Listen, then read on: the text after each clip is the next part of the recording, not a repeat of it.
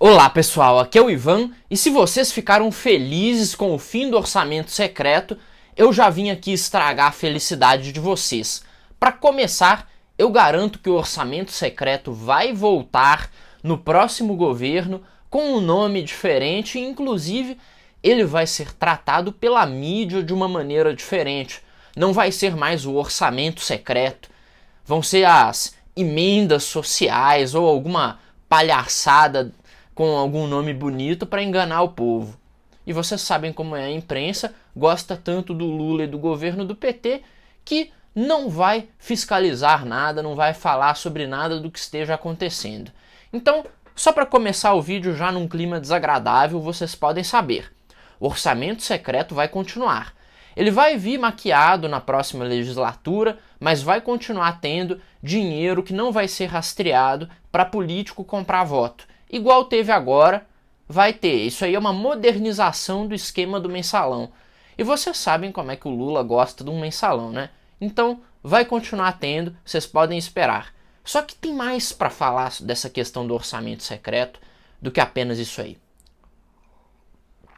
A briga que estava acontecendo em Brasília agora era entre o Arthur Lira e o futuro governo do PT, na qual o Arthur Lira queria, através do orçamento secreto, garantir a sua continuidade no poder, garantir os superpoderes que ele tem como presidente da Câmara, assim como sua reeleição como presidente. E aí, para isso, ele estava fazendo a seguinte negociação. De um lado, ele aprovaria a PEC de transição, a PEC de arrombamento do teto para o Lula, e o Lula, para ele, usaria a influência no STF para aprovar o orçamento secreto como estava, para aprovar a bagunça orçamentária que o Arthur Lira tinha inventado lá com as emendas de relator, né? Quando o Bolsonaro entregou tudo para o Centrão. É importante até dizer que o Bolsonaro tem a participação imensa nessa história toda. Foi ele que viabilizou o orçamento secreto, foi ele que também viabilizou a decisão do Gilmar Mendes, que agora vai destruir o teto de gastos. E essa decisão é o principal ponto nessa história, nesse momento. Porque para desarticular o esquema do Arthur Lira, essa chantagem de aprovar a PEC de transição do Lula em troca do orçamento secreto, o Gilmar Mendes ele foi lá e numa canetada ele decidiu que gasto social lá com Bolsa Família não pode entrar no teto de gastos. Ou seja, você tem lá o teto para estabelecer um limite para as despesas recorrentes do governo, mas de repente a despesa recorrente com o gasto do Bolsa Família, lá do Auxílio Brasil, não faz mais parte do teto. Imagine aí que você tem um orçamento na sua casa, mas aí você vai decidir que, sei lá, o dinheiro da Netflix não faz mais parte do teto de gasto aqui de casa, pode gastar à vontade. O que vai acontecer com você? Você está ferrado, né? Você vai levar uma. Bom, mas o Gilmar Mendes decidiu que não. Fazer isso com o orçamento público tá tranquilo. Você pode ir lá e passar a caneta e decidir que o gasto de Bolsa Família não é uma despesa recorrente, mesmo sendo uma despesa recorrente mensal, né? Parabéns para o Gilmar Mendes, destruindo o teto de gastos, destruindo a responsabilidade fiscal. Aí depois alguém pergunta por que no Brasil não existe atração para investimento, por que o Brasil não é considerado confiável. Tá aí, ó, tá aí a explicação. Bom, e aí, tendo o Bolsa Família sido excluído do teto de gastos, agora o Lula não está mais dependente da PEC de transição. A PEC de arrombamento do teto não é agora um ponto tão importante com o qual o Arthur Lira pode negociar. E aí, junto com isso, o STF foi lá e decidiu que o orçamento secreto nesses moldes é inconstitucional.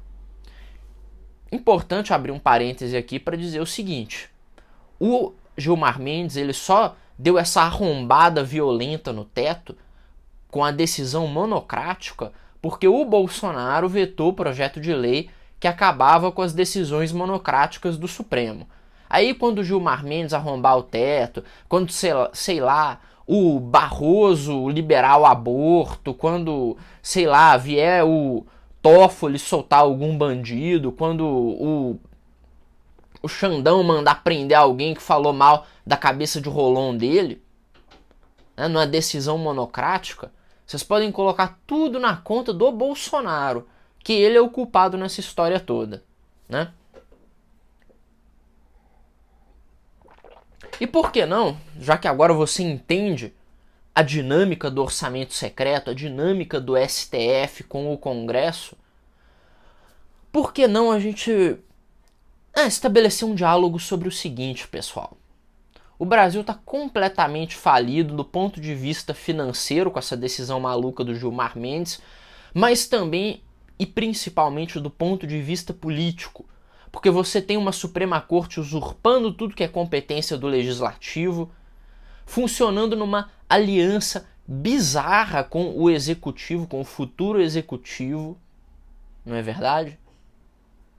De modo que você não tem mais um sistema de tripartição dos poderes são e saudável, no qual você tem o Congresso legislando, você tem o Judiciário julgando a aplicação daquilo que é legislado, o Executivo aplicando as leis. Não. Você tem uma simbiose estranha de um presidente ex-presidiário com ministros que parecem trabalhar a favor dele, né? Eu digo que parecem, mas pelo amor de Deus, né? A decisão tomada pelo Gilmar Mendes é obviamente uma decisão para privilegiar o Lula. Parece até que foi combinado. Parece até que os caras sentaram e falaram, não, você vem por aqui, aí vem o Randolph, é bom falar disso, né? O Randolph, um cara que foi eleito com meia dúzia de votos, um sujeito tacanho, um sujeito inexpressivo intelectualmente, uma anta. Isso aí, o Randolph é uma anta, a anta da voz esganiçada. Ele entrou com essa ação, porque a ação que acabou com o teto, ela veio do Randolph. Caso vocês não saibam, é importante ter esse conhecimento também. O STF, em geral, né, eles rasgam a Constituição na hora que quiserem, é uma bagunça. Mas, em geral, eles não podem sair decidindo. A justiça precisa ser provocada para agir. Isso aí é o que você aprende na aulinha de introdução ao direito.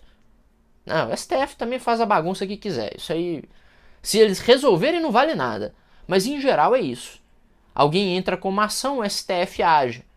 E não parece que essa ação do Randolph foi combinada direitinho com o Lula e com o STF?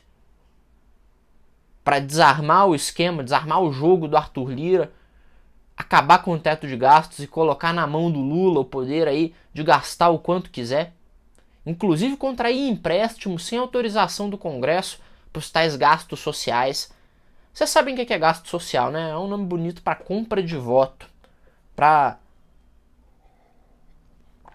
esmola pro povo, né? Isso aí só mostra o tanto que o nosso sistema político tá falido, o quanto que tá tudo indo pro inferno. E eu não vejo uma solução fácil para esse problema. Assim, o que a gente pode fazer agora é montar o partido do MBL, eleger um monte de parlamentar em 2026, tentar eleger o Danilo Gentili para presidente e tentar mudar essa porcaria aí na marra mesmo. Na base da força bruta, não força bruta efetivamente no sentido literal do termo, mas, né, e com garra, com gana pra cima do processo eleitoral, pra cima do processo político e dar um jeito nessa bagunça. Porque desse jeito, com o Supremo fazendo essa zona, essa bagunça,